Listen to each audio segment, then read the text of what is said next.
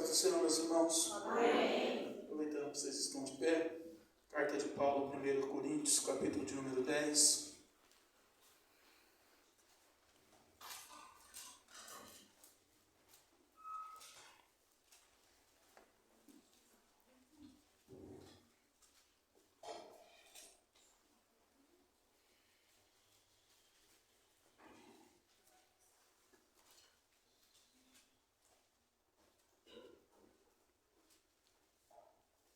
Coríntios, capítulo de número 10, o versículo 12 e o 13.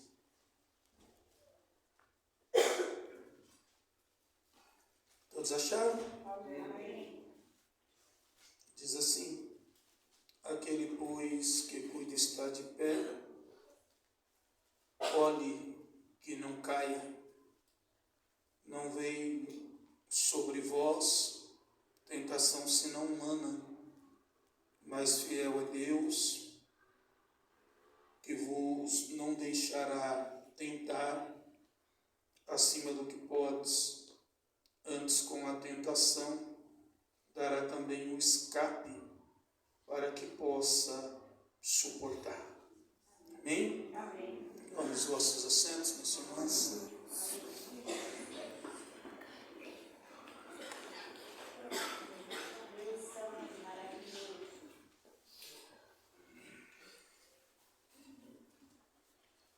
O apóstolo Paulo, escrevendo a carta à igreja de Coríntios, nesse capítulo ao qual nós acabamos de ler, nós pegamos o versículo 12 e o versículo 13. O 12 seria o versículo chave: quem está de pé, cuide para que não caia. E o versículo de número 13: não vem sobre vós senão tentação humana. Na verdade, a palavra tentação aqui seria provação, porque Deus, usando Tiago, escrevendo a sua carta, diz que Deus, ele não tenta ninguém. Quem tenta é o diabo. Deus, ele prova a nossa fé ou nos permite passar por alguma provação. Mas fiel é Deus, que conhece a nossa estrutura, e vendo que nós não suporta, ele abre uma porta de escape, uma porta de saída.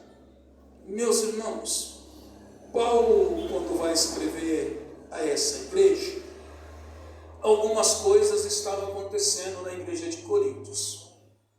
E a gente precisa pensar aqui que desde Gênesis a Apocalipse, a Bíblia sempre vai dar dois tipos de exemplos. Você nunca vai ver a terceira opção na Bíblia. A Bíblia vai falar de porta larga, porta estreita. A Bíblia vai dizer de luz e de trevas. A Bíblia sempre vai nos dar duas alternativas: céu ou inferno, andar em santidade ou andar na imundície, ou ser água doce ou ser água salgada. Ela nunca vai nos dar uma terceira, um terceiro caminho, um terceiro exemplo. Sempre a gente vai ver Deus falando e nos dando duas escolhas. Deuteronômio 28: se vocês obedecer, serão abençoados. Se desobedecer, atrairá para cima de vós maldição. Então sempre Deus coloca duas escolhas. E quando chega no capítulo de número 10, Paulo, ele vai usar um exemplo para trazer para as nossas vidas como ensinamento, como ele trouxe para a igreja de Coríntios, mas não um exemplo bom. E por isso a gente temos que estar atento. Como assim não um exemplo bom? Tem gente que a gente se espelha. Tem gente que a gente olha e diz: esse irmão é um irmão de fé, é um irmão de oração, é um irmão de superação, é um irmão resiliente, é um irmão forte. Olha o que ele passou, olha o que lhe aconteceu, mas ele não negou a sua. Só que o exemplo que Paulo vai trazer para a igreja de Coríntios foi um mau exemplo.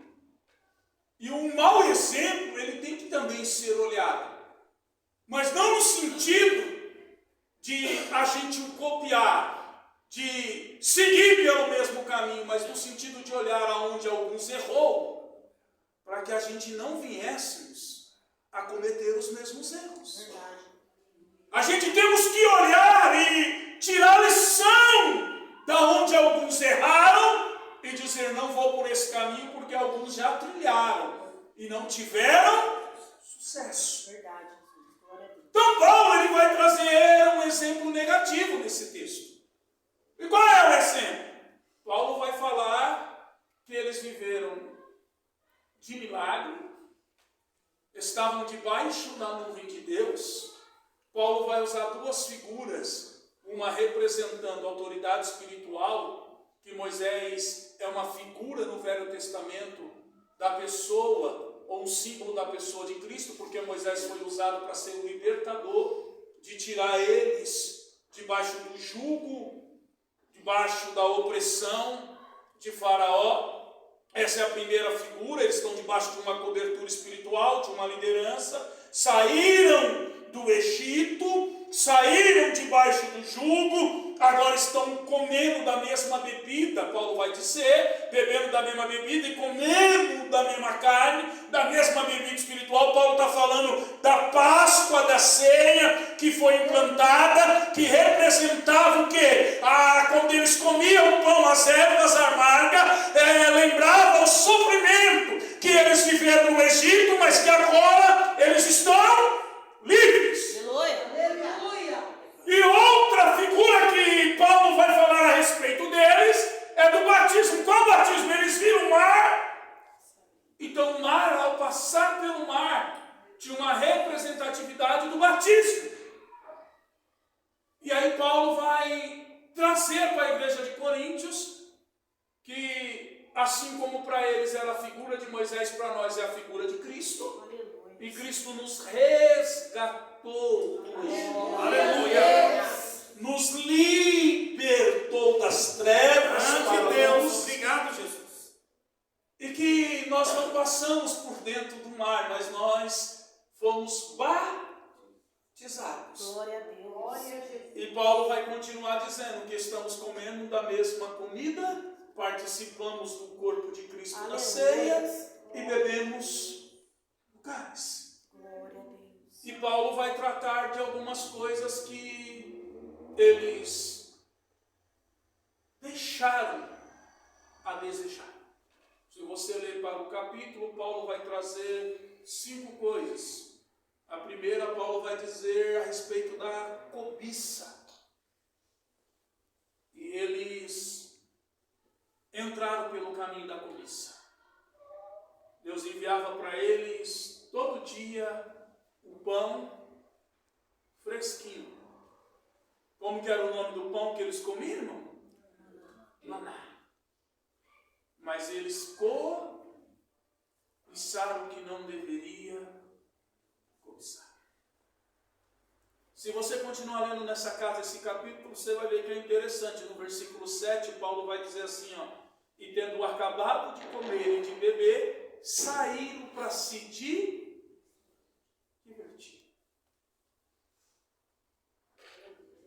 Esse versículo tem a ver quando o bezerro de ouro é feito. Eles voltaram para a idolatria. Então eles entram pelo caminho da cobiça, depois eles vão criar para si um ídolo, depois eles vão provocar a ira de Deus, porque eles vão questionar o Senhor, a rocha era Cristo, e Paulo vai vir tratando tudo isso com a igreja de Coríntios. Só que Paulo, ele vai tratar uma coisa que está acontecendo na igreja de Coríntios, que é normal isso acontecer comigo. E que é muito normal isso acontecer com você. Porque isso faz parte da nossa natureza pecaminosa. E o que é que está acontecendo? Quem é a igreja de Coríntios?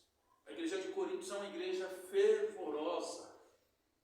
Se a gente for falar pela manifestação de dons numa linguagem pentecostal, é uma igreja que a gente, nos dias de hoje, daria o título de uma igreja avivada, de uma igreja renovada, de uma igreja cheia da glória do Senhor, da glória da segunda casa, uma igreja cheia do fogo, uma igreja cheia do poder de Deus. Era uma igreja completa com relação aos talentos, com relação aos dons. Era uma igreja em que os dons estavam em evidência. Era uma igreja que o profeta levantava. Era uma igreja que o irmão falava em mistério, levantava alguém para interpretar. Era uma igreja que tinha o dom de maravilha. Era uma igreja que alguém entrava enfermo e era curado, porque tinha o dom de cura.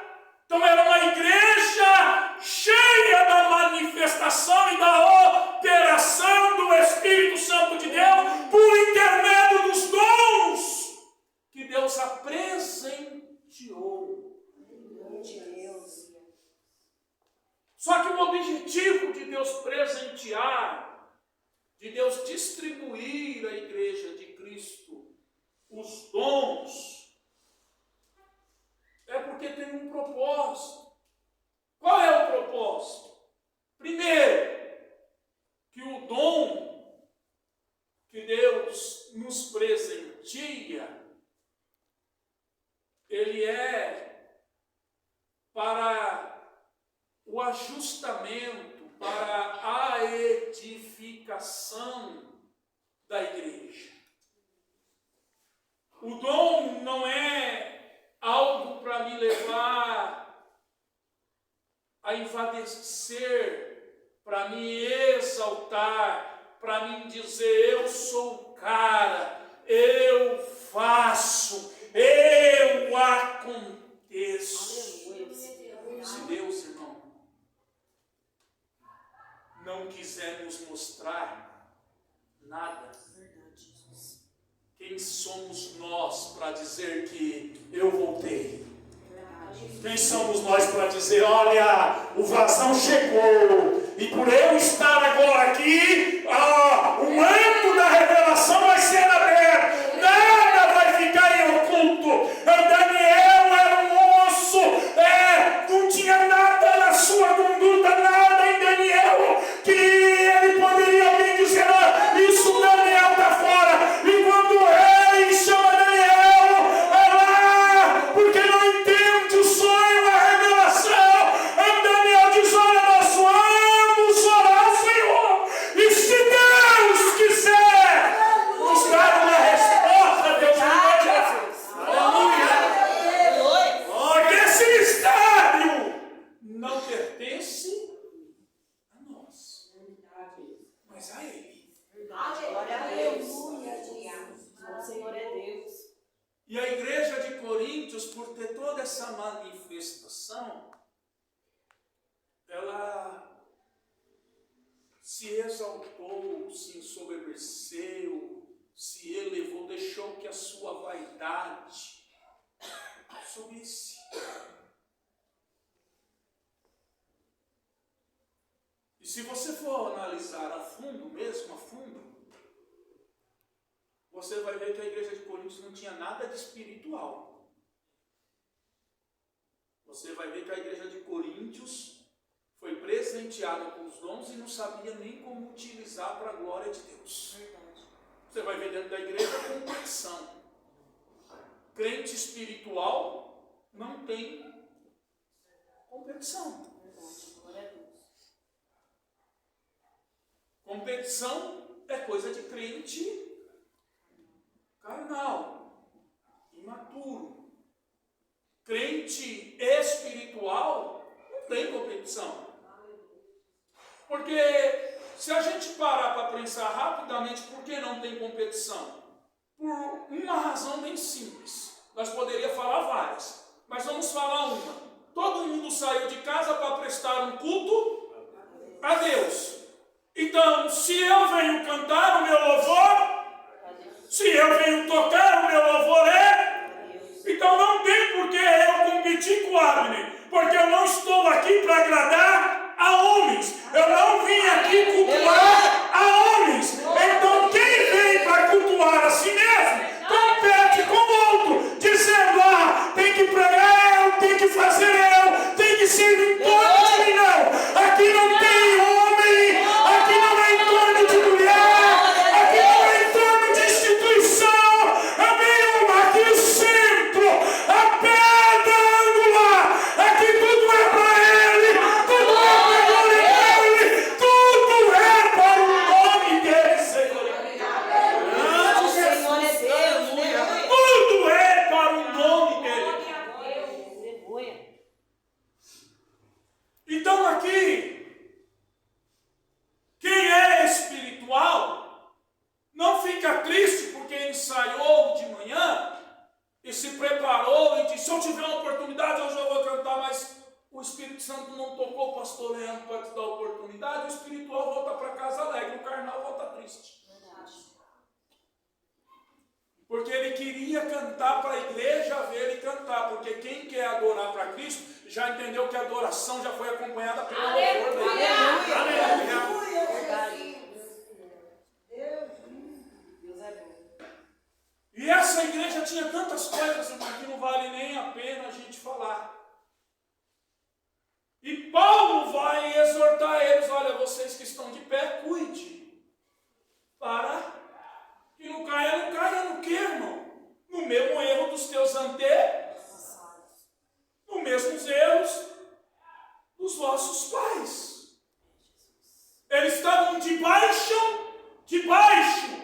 da nuvem. Irmão, você já parou para pensar isso? Você já parou para entender isso? É que a gente não para meditar. A gente não para pensar. O que é estar debaixo de uma nuvem? Vou especificar para você. É como se hoje você te entrasse aqui, angustiado, aflito, passando alguma guerra, alguma luta, e você dissesse, Deus, hoje eu preciso de uma resposta. Hoje eu preciso saber se o Senhor é comigo. Israel, quer saber se Deus é contigo? O que eu devo fazer? Olha para cima. Vocês estão debaixo, ou seja, há um sinal visivelmente eu estou com vocês. Glória a Deus. E mesmo assim, eles murmuraram. Por que murmuraram? Porque quando entra a cobiça vai gerar murmuração. Porque a cobiça te leva a fazer comparação. E toda vez que a gente faz comparação, a gente peca. Por que a gente peca? Porque toda vez que eu me comparo com um outro irmão, eu me coloco na posição que eu acho que eu sou mais merecedor do que ele. Não é assim? Você não compara a sua vida com a vida de outro? Você não compara o seu casamento com o casamento do outro? Você não compara os seus filhos com os filhos do outro? Você está querendo dizer para Deus assim, o Senhor não sabe o que faz, o Senhor não sabe o que me deu. Olha o que o Senhor me deu. O filho do pastor tal é melhor do que os meus filhos. O marido de fulano, o dia dos namorados, o marido da fulana fez uma declaração, mas o meu não. E aí a gente vai pecando. Porque aí a gente vai desprezando o que Deus nos deu. Porque a gente está cobiçando o que o outro tem. Deus grande. Sabe o que é mais duro de entender, irmão? Sabe o que é mais duro de compreender em Israel? Que tudo que você puder falar de milagre, e eu estou dizendo de milagre, eu não estou dizendo do que a gente vive hoje. Pastor, você está dizendo que a gente não vive de milagre hoje perto de Israel? Não. Perto de Israel, não. Vocês vão caminhar. Por causa da murmuração de vocês, vai ficar 40 anos aí no deserto. Tá bom? Tá bom. Mas vai ficar andando, e como que faz? Não dá tempo de costurar, não dá tempo de nada, tudo bem. Vai andando. Mas e a roupa? Está intacta. E o sapato? Não gasta. Você quer mais milagre do que isso? Está com sede? Rocha, dá água. Está com fome? Pão. As 10 pragas viram a mão de Deus. A gente sabe que tem um simbolismo, cada praga, o que Deus queria fazer. Viram o mar abrir para eles passar e viram fechar para os seus inimigos. Mas foi o povo que mais viu a glória de Deus, que mais murmurou e que mais se endureceu contra Deus. Que virava as costas para a idolatria, para a cobiça, para a murmuração. Era um povo que não tinha contentamento com o que tinha.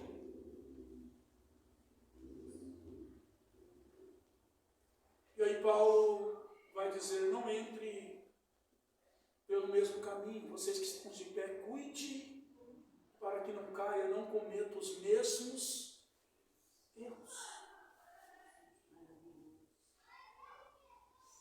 O que Paulo está querendo alertar eles agora no versículo 13? Não vem sobre vós, senão tentação ou provações humanas. Então, peraí. Se Paulo está dizendo para a igreja de Coríntios, vigie para que vocês não entrem pelo mesmo caminho dos antigos. Se vocês estão de pé, cuide para que não caia. Agora eu quero trazer uma revelação da parte de Deus para vocês, que tudo que está vindo sobre vocês é coisa humana. Paulo está querendo tirar uma arrogância espiritual da igreja de Coríntios. Qual? Porque eu aceitei Jesus.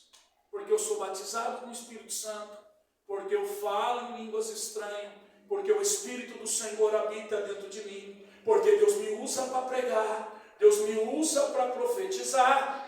Eu não posso passar por nenhuma O que Paulo está dizendo que se a tentação que vem é humana, Paulo está dizendo que ela não vem especificamente em cima de um grupo porque é evangélico. Paulo está querendo dizer que toda a tentação vem sobre todos os seres. O ímpio tem perda e tem ganho. A porta abre para o ímpio, também fecha. É isso que Paulo está ensinando à igreja de Coríntios. Vocês não foram marcados, vocês não carregam uma camisa com um alvo no peito que agora se tornaram cristãos. Vocês não são imã que agora só vai atrair coisas ruins. O que está vindo sobre vocês é coisas humanas. É coisa que acontece com todo mundo. Toda a família tem perda. Em toda a família nasce alguém. Em toda a família alguém morre. Toda família alguém sai do hospital, em toda família alguém adoece. Coisas. Só que ele vai colocar um diferencial em quem serve a Deus e quem não serve. Porque quando você está passando por algum processo que vem sobre você, que é algo humano, algo terreno, seja um desgaste de trabalho, seja uma questão de cansaço mental, seja porque o teu corpo entrou em um colapso e você está com ansiedade, seja porque você está depressivo, seja porque algo humano te atingiu, algo humano desequilibrou o teu corpo, as tuas células, algo seja bom. Paulo está dizendo, ele conhece a tua estrutura. Aleluia! Glória a Deus! Quando ele vê que você não aguenta mais isso, ele vai abrir uma porta de escape. Ele vai trazer sobre você um alívio, um refrigério. Ele vai trazer sobre você um tempo de descanso, de paz. Então entenda que não é porque você é pastor, não é porque você tem um cargo, que tudo isso está ali acontecendo sobre você. Tem coisas que são naturais. Mas dentro das coisas naturais, se Deus tiver um propósito, se Deus tiver um objetivo, se Deus quer te ensinar algo, se Deus quer te dar uma experiência naquilo que é natural, eu vou mais além. Se Deus talvez quiser gerar algo em você. Grande Deus. Como assim, pastor? Acho que Paulo falando lá em Romanos, eu não li isso, mas o Espírito Santo que revela, vai dizer que uma coisa vai produzindo, a tribulação produz paz. Ah, você anda muito agitado. Você anda ligado no 360.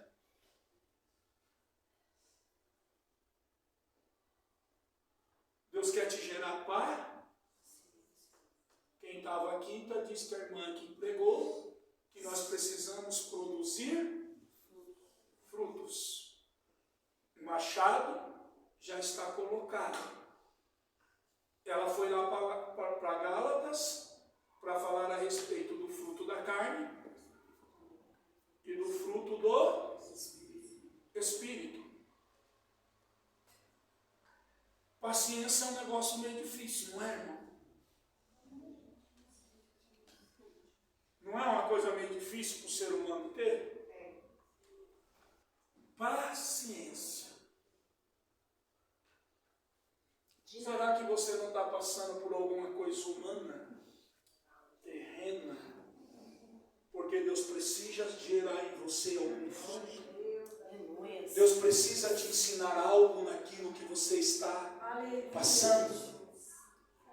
Deus precisa trabalhar em você. E coisa dura é quando Deus usa outra pessoa para forjar em nós aquilo que Ele quer. Quantos homens da Bíblia foram usados por Deus para levar Israel aonde Deus queria? Deus chamou um ímpio de meu servo, Nabucodonosor. Eu vou usar você para forjar e levar o meu povo aonde eu quero. Será que o que você está passando não tem a ver com quem está à sua volta, mas é porque Deus quer fazer algo em você?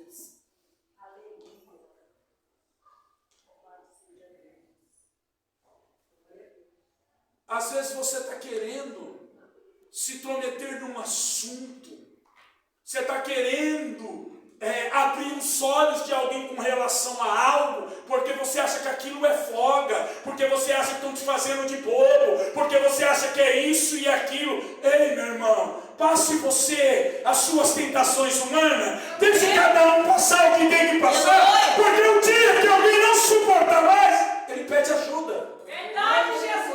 O dia que alguém se incomodar com algo, ele toma uma atitude e faz. Verdade.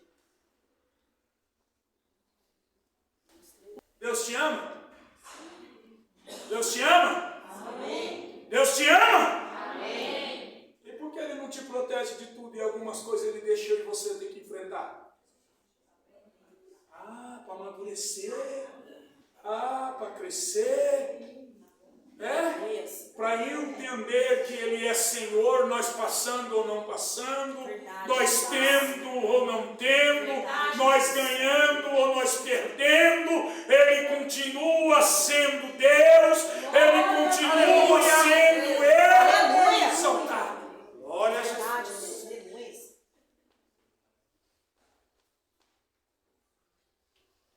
Porque em tudo que a gente passa é um preparo para algo maior. Tudo é um preparo. É como se Deus fosse nos forjando. É como se Deus fosse nos preparando. Quando Ele fala assim para nós, cinge os teus lombos, o que é que você entende? Quando Ele levanta um profeta e diz, homem, cinge os teus, Ele está dizendo assim, vou te dar couro de jacaré, mas primeiro você vai apanhar, para o couro engrossar.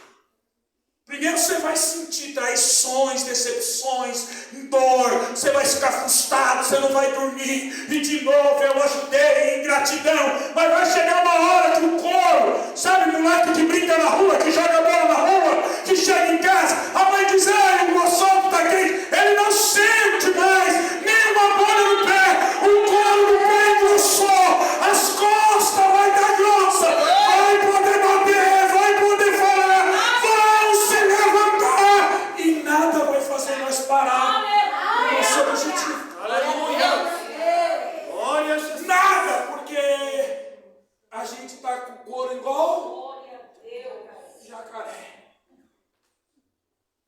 Tanto faz se está falando, não está falando, se estão de cara feia, se não estão, se me abraçam, se não me abraçam, se me atende ou se não atende, se fala bem ou se fala mal, a gente não está mais nem aí. Eu vim adorar ao Senhor e prestar a Ele. Aleluia!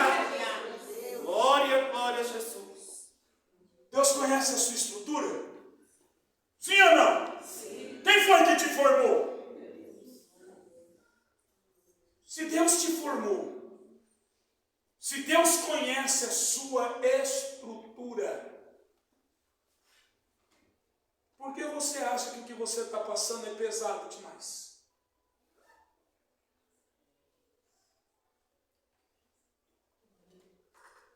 Às vezes Deus fala conosco por coisas que não são do nosso meio espiritual. Tudo na vida Deus está usando alguma coisa para nos ensinar. Você acha que eu me arrependo desse 1 ano que eu passei lá?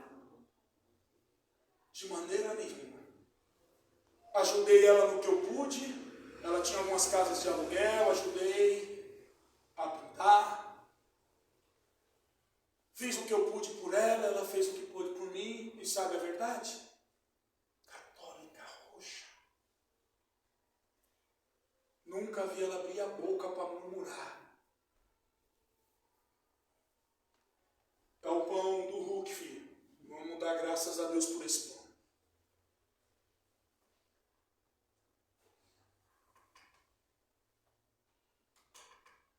O que você tem aprendido com as provações que têm vindo contra a sua vida? Você tem cometido o mesmo erro dos israelitas? Você aprendeu só a murmurar e reclamar?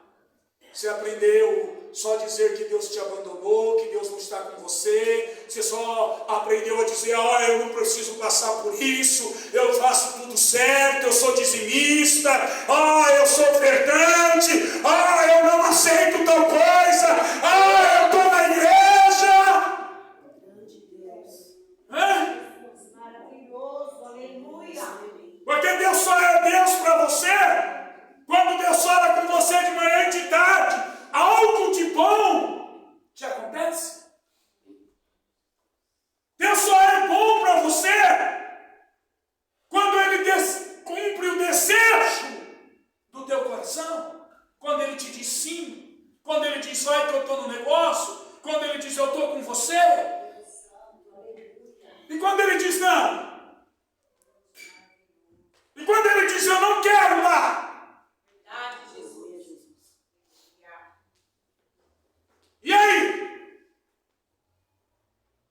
vamos cometer os mesmos erros? É isso que Paulo está dizendo. Quem está de pé, cuide para que não caia. Não caia no quê? Nos mesmos erros que está no texto. Não cobice, não entre para a idolatria, não se levante contra Deus dizendo, eu não aceito, pô, Deus aprova. O texto está dizendo, e eles colocaram Deus à prova.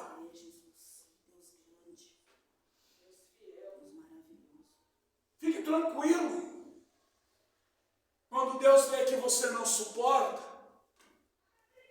Ele envia um escape, irmão. Quando Deus vê que você não aguenta, Ele envia a providência. Ele sabe quem você é, Ele sabe até onde você vai. Ele sabe da sua estrutura. Não se desespere. Entenda que isso é humano, não é para a eternidade, vai passar, é algo passageiro. Aleluia. Vai passar. Mas alguma coisa de bom nós precisamos atrair para nós e melhorar. Se você é o mesmo quando você entrou no processo e você continua sendo o mesmo, eu vou te dar uma notícia que você não vai gostar. O seu processo vai enquanto você não mudar no meio desse processo. Aleluia. Glória a Deus. Porque você se sente espiritual demais. Você se sente que você conhece os mistérios de Deus, a forma que Deus deve agir, a maneira que Deus deve fazer. Maravilhoso, aleluia. Jesus, aleluia. Era a igreja de Coríntios. Vou falar uma coisa para vocês aqui, irmão. Isso é meu, tá? Cada dia que eu saio de um culto aqui, que Deus me permite levantar para a madrugada e orar, a minha oração é essa. Cada dia eu vejo que eu não conheço nada da sua forma de trabalhar. Cada dia eu vejo que eu não conheço nada da forma dos teus mistérios. Porque quem é o homem para dizer que conhece alguma coisa de Deus? Porque o próprio Davi, quando foi fazer o templo, ele entrou no templo, olhou a planta, Deus disse, ó, você não pode, na sua mão tem sangue. Mas o seu filho vai edificar. Aí Davi olhou e disse assim, ó, então eu vou ofertar. Aí Davi parou e pensou e disse assim, como eu posso dar uma oferta para a casa do Senhor, se o que eu tenho, eu recebi do Senhor? O que Davi está querendo dizer? Que ninguém faz nada em prol do reino de Deus, se não for porque Deus deu condição para fazer. Aleluia. Jesus vai dizer isso de outra maneira. O que Jesus diz? Sem mim, nada podeis fazer. Então, se você acha que conhece alguma coisa da parte de Deus, porque você folheia a Bíblia de um lado e para o outro, e talvez você pode até conhecer as histórias bíblicas, as profecias, as parábolas, os ensinamentos. Eu não vou saber te explicar porque você está passando pelo que você está passando. Mas eu vou conseguir te dar uma certeza que você não está sozinho no que você está passando. Aleluia. Por que você está dizendo isso? Porque o texto diz que Ele não nos livra da provação. Você prestou atenção? Que Ele não nos livra da provação. O texto diz, quando você não estiver aguentando, Ele abre a porta com você dentro da provação. Ele não livrou Daniel da cova, mas Ele guardou Daniel dentro da cova. Você consegue entender? Ele não livrou o Sadraque, Mesaque e Abednego da fornalha, mas Ele passeou dentro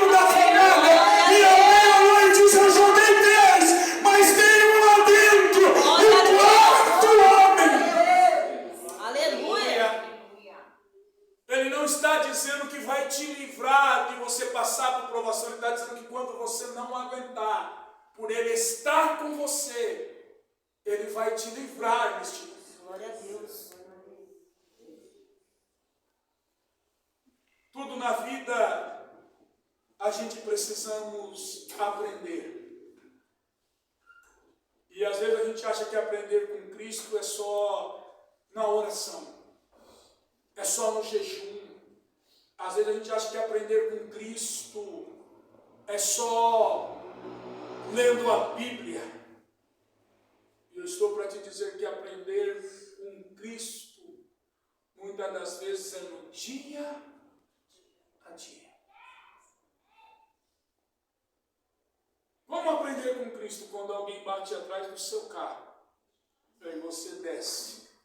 E o camarada está numa situação que para ele prefere tirar a vida porque ele não tem como pagar o seu carro. E você tem que olhar para ele e dizer, fique em paz, está perdoado. É aprender com Cristo. É, Jesus, aleluia, Senhor. É aprender com Cristo. Quando eu tenho que abraçar e honrar quem eu acho que me desonrou, é aprender com Cristo. É estender as mãos para quem poderia me ajudar e não me ajudou. E hoje precisa de ajuda. E eu estou lá dizendo, eis e aqui. Isso é aprender com Cristo. Isso é aprender com Deus. O que a Bíblia diz? Bateu do lado direito, dá o esquerdo. Tem alguns irmãos que dão até o direito e o esquerdo. Depois disso eles falam, a Bíblia não fala mais nada disso, tome soco. Não, é o direito e o esquerdo.